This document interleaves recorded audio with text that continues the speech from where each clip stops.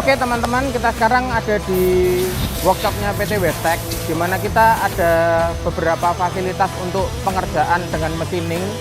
Kita sekarang ada di workshop machining manual. Saya akan menjelaskan beberapa proses dari machining manual yang ada di PT Weiss Tech.